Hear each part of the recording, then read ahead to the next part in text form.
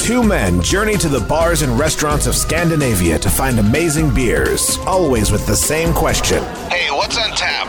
It's time to find out. All right, so we are at What's on Tap podcast. We are at Bishop's Arm, Gustav Torg, and this is our first time to podcast from here. It is the end of Bramble Beer Week. By the time this goes out, it'll be many weeks past Bramble Beer Week. But Kapusta Brewery has 3 beers on tap, and we're very excited to try those because I am quite a fan of Kapusta. I don't know how you guys feel about them. Yeah, I love Christian's beers. This is Martin, by the way. But there's also a new release from Giant Brothers, a new addition to the -1 family. And for those who don't know, -1 is the brewery that brews beer in the basement of Bishop's Arms, Gustav Torg. So it's like a new talent collective. If you're a brewer that's trying to find your place in the world and get some exposure, -1 allows you to come in and brew with them, and then they will have your beers on tap here. And there's been a bit of a turnover in the past year of brewers, and so there's a whole new slate of people brewing there. Matthias was one of the founders of -1, and he still does stuff occasionally, but he's not as active as he used to be. But that's the point of it. You're supposed to. There's supposed to be like an incubation. Exactly. And some people have moved on to do commercial things, and that's amazing. Yep. I think this is a really cool idea.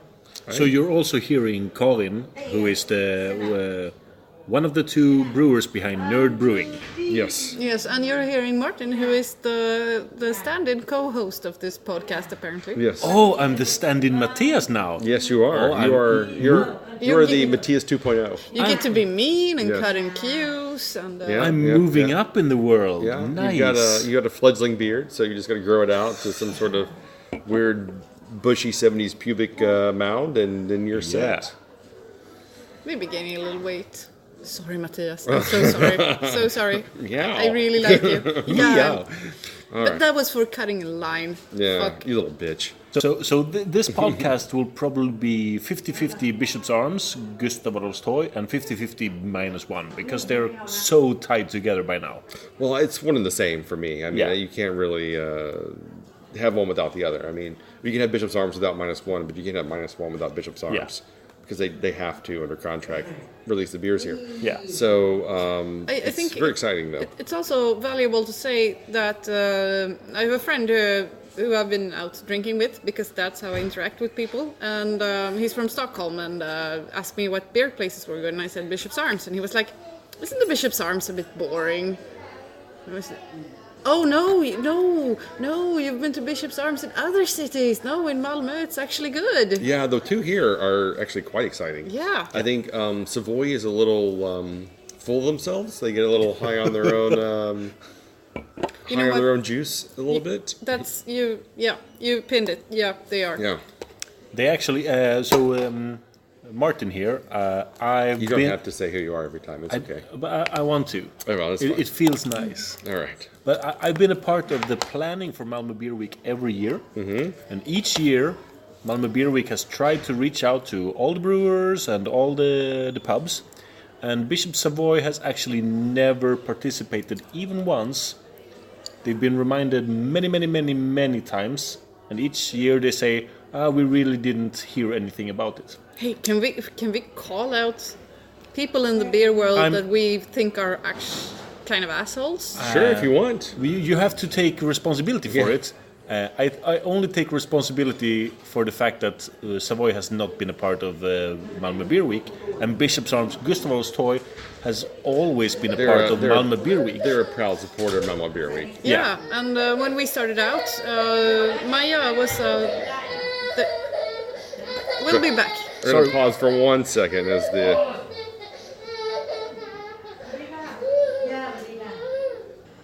So, we just had a pause.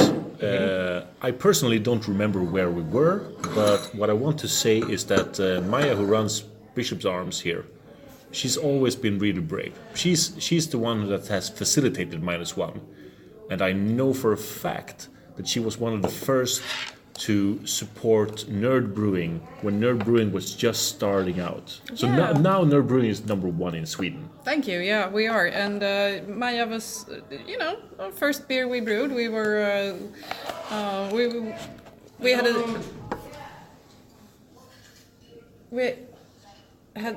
the opportunity to make 1,000 liters or so, and we didn't know if we could sell that much stout because stout is harder to sell and it's more expensive.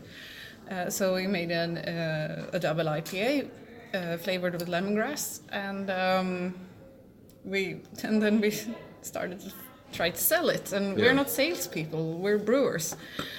But Maja believed in us, and she actually bought a keg. Other people bought like individual bottles, and I know a pub owner actually said, "Yeah, I like this, but I don't dare to try to sell it because it's too controversial." And I respect that. That's fine. But Maja believed in us, and she's an amazing person and runs a very tight ship. And that allowed her to keep buying your beers. Oh, yes, Even yes. even when they started getting rare and other bars started saying, "Oh, can we get some?" No, sorry, they're all going to Bishop Arms. Yeah. Yeah. And while you guys made your name on stout, I mean, your beta series is unbelievably good. I mean, I love all of the New England IPAs and the one-offs you guys do through the beta series. They're always really exciting and sometimes a little challenging, but I appreciate that because it's I always look forward to whatever you're going to have at festivals and Thank you. what you're doing. But we think it's supposed to be worth something to come see us at the festival. So that's what we're trying to reward. Yeah. And we, we're beer nerds, and we don't want to taint that by like mass producing even our beta series, even if they're good. The beta series, since I'm not a part of Nerd Brewing, I'm like a fan and I'm an unpaid volunteer sometimes. You get paid in beer. I get paid in beer. That's all you really get paid Yeah. in. I mean, The beta series is my biggest, sorrow, White Whale. because I missed one. which one? At Bergen Beer Festival in Norway. Oh. There was like a coconut New England session IPA or something. I don't know, it was super crazy, but I wasn't in Norway that day. I'm gonna actually make a complaint. I've told my brewing partner this because he has 50% of the vote in the brewery, and I always wanted to call. I'm a Linux geek, and so my day job is working with a sort of a terminal called Bash, and Bash is a great name for a beer. It is. Because it's the Swedish slang for beer is bash. Okay. And having a So- bash is, then you're having a great party. Yeah. And bash is also my tool. Well, but, bash in that sense also works in English because a bash is like a huge celebration. Yeah, exactly. Yeah, It's like a okay. party. Like Yeah. a But in huge Swedish, party. bärs is a brew. Oh, okay. Yeah, that's a slang. right. And my partner just looked at me very worriedly and he said, "Yeah, but I hate Linux." So, but I got it through. I think 2 of the beta series. 3 actually. 3? Oh. Yeah. So He knows more about my brewery than I do. But I love Nerd Brewing so much. But the thing is that it was Bash, and then it was Bash Bavaria Mandarina, and Bash Cascade. All right. And one of them was only available at Bishop's Arms, Gustav Torg. Of Okay. course, it was only available here. Yeah, we have made some Bishop's exclusive beers, and that's because Maja has been great to us. Yeah. So to follow up on your earlier comment about your colleague who said that Bishop's Arms was boring, that is definitely true in other cities. I didn't say that in the podcast. I just said it while we It was were... in private, man. It was in private. It was a private secret moment. Oh, you're supposed to say that. No, but the backstory is that I have a colleague moved down from Stockholm, and he was like, "Okay, so what are good beer places in Malmö?" And I said, "You have to go to Bishop's Arms on Gustav Torg." And he was like, Bishop's Arms. That's kind of boring, isn't it? No. Maybe it is in other cities in Sweden, but it isn't here. Yeah, well, what's funny is I've been to, I think I've been to 4 of them now. The 2 here, the one in Lund, and then the one in Stockholm. And they all have a very different style to them. So Savoy is kind of catering more to the high-end beer snob. Yeah. Gustav Torg is really kind of tuned into the local beer scene. Yeah. The one in Lund is actually, it's pretty good. It's nice. It gets It's a lot nice. of shit, but it actually is. It's kind of into Skåne overall, and the one up in Stockholm near the train station, it really is huge to begin with. They have a huge tap list, and they're kind of like more of an encyclopedic kind of place where they have like everything. Cool. So like each one seems to have their own style and their own flair, and I can see where maybe in some places it's kind of boring. But if you go to Kalmar or Linköping Yeah. or Örebro or Luleå, then they're not going to be fun. No, not as exciting as this place. But today, we've got 3 beers from Kapusta and 1 from Giant Brothers. Giant Brothers. All right. A new addition to -1. Okay. And so do we want to do all 4, or do we just want to pick 2, or how do you want to do this? I really like Giant Brothers as a brewing brother couple. I don't know if you met them, but Actually, we they're, met them at Mammal Craft Beer and Whiskey Fest. They're the first people we interviewed last year. they're about 3 meters tall, maybe 4 meters tall each. 5? No, at least 3 meters tall each. They're gigantic dudes. They're really nice guys. Hey, if you know American indie music, they might be giants. There you go. They might be giants. Yeah. But for this particular session, so I recommend every podcast listener to always try out Giant Brothers beers. But for this session, if they forgive us, let's focus on the Kapusta beers. Because 3 sour beers released from the same brewery the same day is a special occasion. It's really fun. Okay, so we'll focus on those. So the first up is a plum sour. Mirabelle. Mirabelle. It's some kind of berry, right? No, this is the plum. So it was plum. This one was Bramble. Brambleberry, and then Sea-Buckthorn. But Mirabelle is a type of fruit. It's an individual type of fruit. Is it? Now we're fighting on a podcast. sure? We should be So synced. listeners, please send in your if Because you they know have this. different names. It was Mirabelle, Yeah. and then what were the other 2 called? Bramble and Sea-Buckthorn. Show No, these but- idiots wrong, But what was please. the name of the beers? Do you remember? Mirabelle, Bramble, and Sea-Buckthorn. No, they had a different name. No. Yes, they do. He's pausing. I'm not pausing. I'm just going to talk. Look up something while you talk. So So we can talk amongst ourselves. talk amongst yourselves. But I know he's wrong. Am I? I should take over this entire podcast. You should not. So it's Mirabelle, Bramble, and Sea-Buckthorn. You're right. So apparently I own this podcast You now. do. You've claimed ownership. Which So- is kind of weird because I thought they had different names. So I'm not only They're the different, do you know what were they called? In the back of comic books, you could find these things, or you could buy.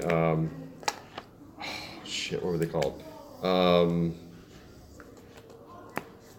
They're basically like sea people or something like that. Oh yeah, the Merman. seed Yeah, thing. little You put it in Sea water. monkeys? Right. Sea Sea monkeys. monkeys. Yeah.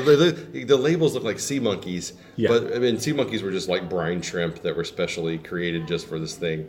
Agreed. And there's actually a podcast about this guy who created sea monkeys. It's a fascinating podcast. I'll have to send you the episode. Thank you. It's crazy. I would love it. Because the guy, he created this specialty thing, and he did his own genome for it.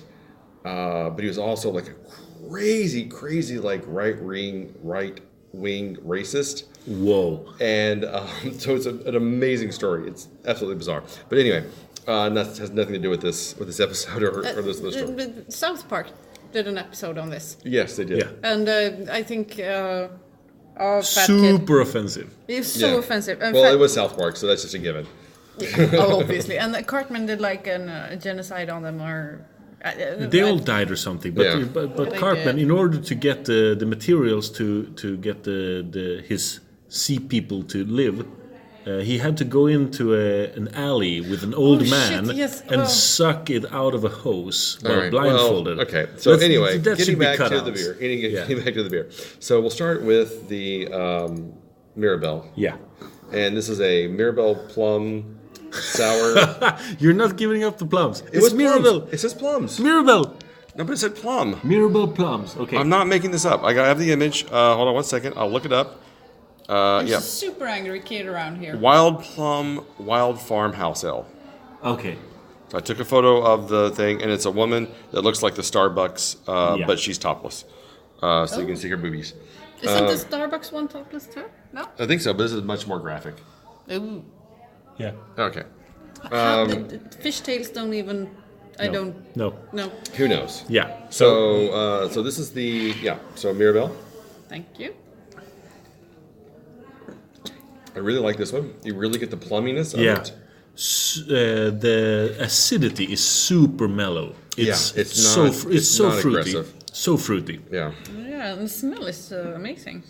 But full disclosure, I usually don't like sour beers. Okay. And sorry, Kapusta, you know I love you, but it's just not to my flavor. But actually, this is Yeah, this is like a training wheel sour, where it's just a little bit acidic, but it's not overly acidic. And this is the first plum-based beer where it actually tastes the plum. I can't say that I've really had too many plum beers where I've really been able to get that plum essence. yeah, I agree with you. And this is not one of those sour beers that starts by kicking you in the nuts and giving you hiccups. Exactly. Doesn't burn the back of your throat out. It does have a little bit of nostalgia for me when I was a small child, and I was stealing fruit from the neighbor's yard with my friends, like jumping in, stealing fruit, And jumping selling back. on the street. No, not selling, but we were eating them. But we always stole them before they were really ripe. That was the key to stealing fruit from a neighbor, because when they're ripe, they get picked by the neighbor who owns the fruit. If you want to steal fruit, you have to do it a little bit before they're ripe. Yeah, some street info here for your kids listening. So kids, if you're stealing fruit, as you do these days, the What- streets are run ragged with just fruit stealing hooligans out there. Yeah, And- watch out for those Apple kids. They're oh my the God. worst. In the fall, it's just the worst. Are you serious? Am I the only one who stole fruit from neighbors' yards when I was Yes. small? Yes. Wow. I grew up on a farm. In southern Sweden, this is a common thing. Palla frukt. I mean, everyone did it. Didn't you get food at home? Well, yeah, but it wasn't stolen food. I'm just so I'm it trying to wasn't make the. no, yeah, it wasn't that exciting. It wasn't yeah. the ill-gotten gains of. It wasn't as delicious. I and was sweet as the trying stolen ones. to make a stupid joke. You sound sarcastic, but you're right on the money. Ill-gotten gains of stolen fruit tastes better than anything in the world. So let's move on. I think we're overselling the We- ill-gotten gains stolen yeah. fruit there. Disclaimer: don't steal things. Yeah, kids, stealing is wrong unless it's fruit from your neighbor's tree, and then they had it coming because they were going to eat it anyway. Yeah. So now we know, and You wouldn't- knowing is half the battle. You wouldn't G.I. download. Joe. Oh Yes. god, oh god. That was a high five. There you go. Hey, Everyone should know the GI Joe lessons. I was trying to do the joke. You wouldn't download a fruit. But Yes, you would. I would download a fruit. I would download a car if I could. Yes. yeah, fuck you, what if I could? So, can you download cars? Because I really need a car, so that would be perfect. I would never steal a car, but I would download Oh, it. totally. So what would you give the Mirabelle? On the untapped scale, 4 or 4.25 out All of right. 5. And Karin? I do a 1 to 10 scale. I'm sorry. That's fine. I'm not buckling to you your- You do you, girl. Thank you. No, this is actually a 7 out of 10, which is very good for a sour beer for me. Okay. Usually under the 5 score mark. All right. I will give it a 4 as well. I think it's an excellent gateway sour. All right. So moving on, we have what was the second one? Bramble. And this is a very purpley red wine looking Yeah. sour. Beautiful color. It definitely sticks out. This one's much drier. But it's also sweeter. It's also sweeter. It's also not sour. It's like a good dry white wine. Kind of, yeah. I would say it has more of a wine. Where the hell did that come from? That was a surprise ringtone. I would say it's a much, drier. There's a bit of a bitter edge maybe to it at the end. Maybe like there's some pith or something they used in it to kind of mellow it out and dry it out. I think there's not. It's not much aftertaste for me. Someone's actually calling us somewhere in this. Keep talking, dudes. I'll see if I can find the phone. All right, good luck. We're in a special room. Yeah, so Yes. disclaimer to all the listeners, we've actually moved away to a secret room Yes. where people aren't loud and there aren't children screaming directly into the microphone. Not important. So, It's super important. okay.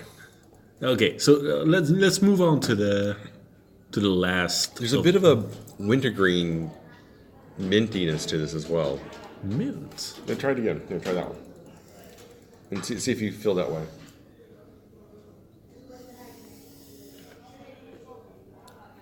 I don't get the mint, but I get the freshness. Yeah, it's a weird light freshness at the end. Yeah. See, there's kind of a wintergreen mintiness to this one. Dudes, I found the phone. Did you? I did. It was behind that curtain. Ooh. And then it's probably too late on a Friday night, but I couldn't sort of get it back on the. It's okay. We'll move on. Yeah, no one else will call now No. because the receiver is, Off. I just Yeah. put it on Oh, the table that's good. next to it. And, So you've basically ruined Bishop's Arms. but why would they call here? There's no one here but us. Did they want to tell us, hey, your podcast sucks? Oh Wrap it up. man, They would never say that. They would say, "Guys are killing it, man. Keep going." yeah. You're going strong. Keep bringing people to Bishop's Arms, Gustav Adolph's toy, the best place in Malmo. All right. Do do do. Okay, so the Bramble. What would you give the Bramble? Also, 4. Really? All right. Yeah. And Karin? Yeah, 7 out of 10. Okay. Or 3.5 out of 5, or pie out of banana. Yeah, I'm going to give this a 3.5 out of 5. I'm not quite loving it as much as I did the first one. It's got a weird, I don't know, something about it I'm just not crazy about. So next up is the Sea-Buckthorn. Sea-Buckthorn. I'm actually become quite the Sea-Buckthorn fan. I didn't know what it was before, but now I quite enjoy it. It's kind of a bit more tartness. Yeah. Here for me, the smell is the worst of the 3. I kind of like the smell, but I think that the delivery is rather flat. It doesn't really give me anything. I expected it to be a little more tart. I expect this one to be the tartest of the 3. No, but I wouldn't have wanted it tartar. I like this. Also, we're into white wine territory, and yeah, I kind of like that. Yeah, I kind of see this as more of like a Pinot Gris kind of flavor to it, just with the very light carbonation and the lightness of the flavoring. Yeah, so 6 out of 10, Yeah, okay. which is good for sour It's beer. good, but not great. It's a, And so if I'm forced, 3.75. Yeah, I would go about 3.75 as well. yeah, I don't get your system at all. Well, see, So- it works on a Yes, I point- know, I know. 0.25 system up to 5. I know. 7.5 out of 10. Yeah, I get it. I'm not stupid. I'm just making, because I work for integers on a 10 graded scale. Well, see, the great thing about an integer on 10 scale is you can divide it by half, Yeah. and then you get a 0 to 5 scale. Yeah. Yeah, That's but the beauty you of it. can't really scale it up when you go 0.25 or 0.75. But you don't have to because you've reduced it to its simplest form. Yeah. So all the listeners, me and Stefan are actually not making Karin out to be an idiot. We're Oh, no, using no, a lot no. of body language I'm not trying to at all. and facial features to be sarcastic, and it's not showing at all. This will probably all be cut. No, And that's a that- shame. They're actually No. being really mean. Please, listeners, come help me. If you want to help me, start a petition to fucking Karin is not stupid. Hashtag Karin, Nerd Brewing. Not stupid. Well, what's Beer funny queen. is when we started the podcast, we debated should it be on a 10-point system or a 5-point system, and eventually we said, well, you could take a 10-point system and just divide it by half, and then get the 0 to 5 rating, and that's kind of what is used through other systems quite often. So it seemed like an easier equation to use than a 10-point. But yeah, I mean, the 10-point gives you much more variety and much more flexibility than the 0 I to went 5. to the Swedish MIT, you know. I'm not. I'm sorry. I'm still perpetuating the joke. So let's get back to beer. When we're talking about Kapusta, we're also talking about -1. So -1 started out as 7 different brands with differing amount of people, and Kapusta was one of them. Yes. And now, as time has passed, some brewers have left, some brewers have stepped down their production. Christian Kapusta is still going equally as strong as he started out, and I totally respect that. Yeah, he's actually been on one of the early episodes that we did, and really great guy. Really enjoyed having him on the show, and he's one of the few founders that's still brewing at this point. That's still super active. Yeah. I mean, Patrik Norlöv with Hasse Fasan, he was there from the start, and he's still brewing. But Kapusta is just pushing out beers still. And this message is sponsored by -1 Brewery. Please come to. But I do like the concept of bringing in new brewers. So Giant Brothers that we've tasted tonight, and then we have Who are some of the other brewers that are still brewing? No, that they've added The newer ones. Yeah, the newer ones. Giant Brothers, Videgatans Bryggeri. Now with the release this week during Malmö Beer Week, Secret Sisters are now a part of -1. Okay. And that's super cool. And then there are some edge cases where one brewer has won a local homebrewing competition and gotten to brew one beer, but then nothing else. And then do they count? No one knows because the facts about -1 are still quite secret. Yeah. I don't know them.